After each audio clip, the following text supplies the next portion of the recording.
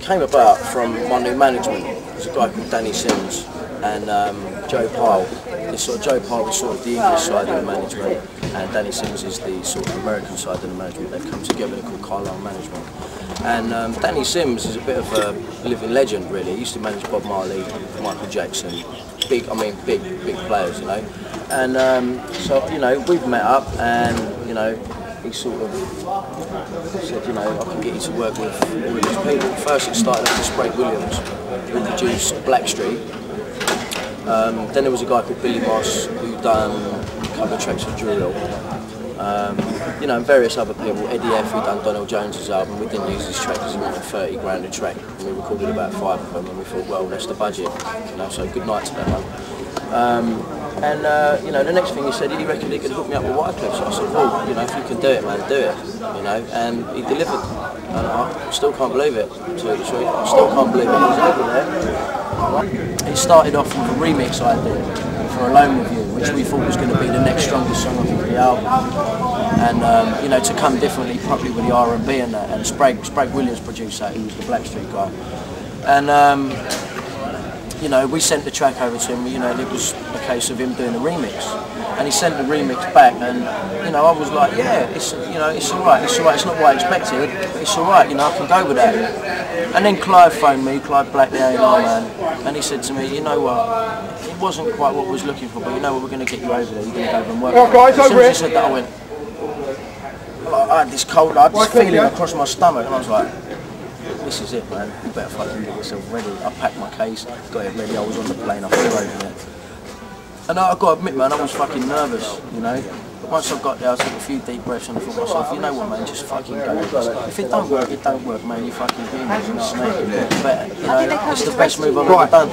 I was like, he should come to New York and do it. We should do an original song. And because I loved his voice, and I was like, man, if I get him in New York, we could do a song. I was excited when I heard his voice, and he came to New York, and we just did the song. Yeah, he went to my shows, you know what I mean? So we definitely spent some time together vibing, because you can't really do music without vibing.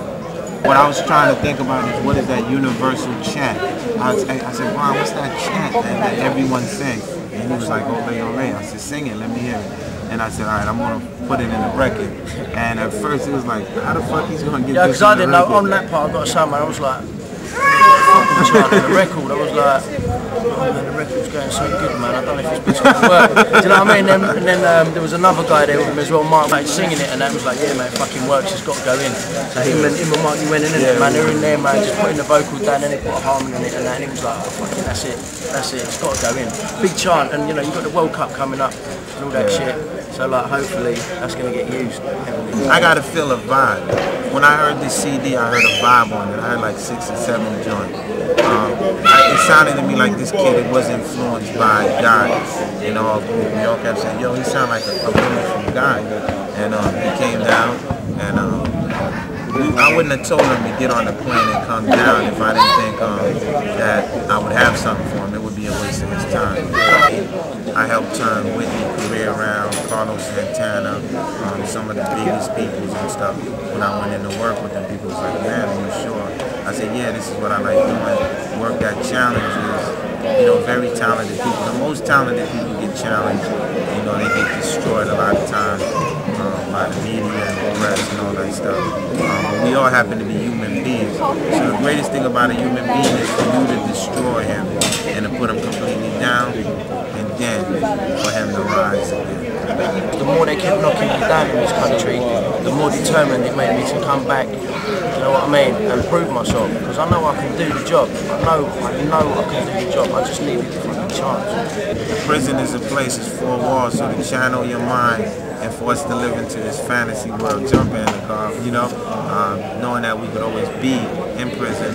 It's just a song telling people that your mind is the strongest thing. And if you believe in it, it can get you up out of any loophole. Now, who better to sing the joint than Ron? I'm an executive producer this joint. You know, he coming to the States, we're going to get some joint, pushing the album back to December, just to make sure that when we get it, it's what he's talking about.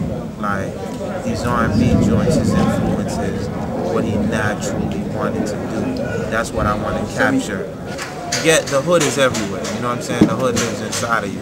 I could just tell he's a tough kid. That's a natural thing. Real recognize real. That's it. I don't need to know more than that. And then from the CD I got, I can hear the songs and know where it's going.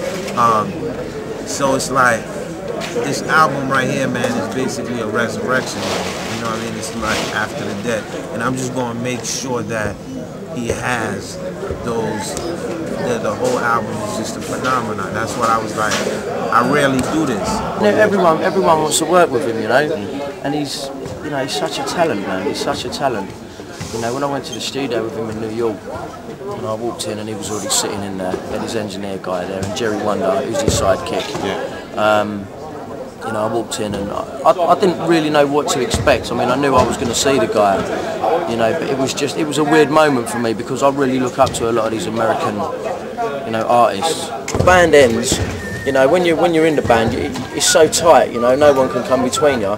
And as soon as it ends, mate, it's just like the contact just fucking goes out the window. Do you know what I mean? I still see John. I go around and see John every now and then. Because he only lives down the road from me. Terry's moved out to Spain and that he's got a bar out there with his girlfriend and his girlfriend's dad. What I like about it is the fact that you would never see this happen. You would never see me and Wyclef on the same track. Yeah. And for that, I'm buzzing off that. I'm buzzing off that. I like to give people things that they wouldn't really, you know, you'd never think I was going to come that way. Yeah, sure. As far as the English press are concerned, I'm fucked, I'm dead, I'm finished. You know, but now I'm breaking America. You know, and getting it all back. Sure. You know, and the thing for me is, it's like what goes around comes around. I've took a lot of shit, and I really believe what goes around comes around. You know, it's like this is going to be my time now. But the main thing is for me is like I'm just going to stay exactly the way I am. You know, I'm just going to be real. You know, fuck it. You know, if I do things wrong, I'm human. You know, like what Wyclef was saying, we're fucking human, man. We make mistakes. I don't know. I think I'd like the video to just pop up. Yeah. You know what I mean? And everyone goes, So it's not a... fucking hell, where'd that come from? You know? But the thing for me is it's just that people think I'm gone and I ain't. Yeah. I ain't. I'm far from it, man. I think this is the beginning of a new, you know, completely new career for me. You know, and it's just going to take me, you know, what I've always dreamed about. It's going to take me to these places, man. I mean, it's took me to America already, you know. And the management, man. So when did you Danny go Sims, to... the geezer's a living legend, man. He used to manage fucking Bob Marley and Michael Jackson, you know what I mean? He's like a legend, man. All these people are behind me and it's amazing. It's amazing.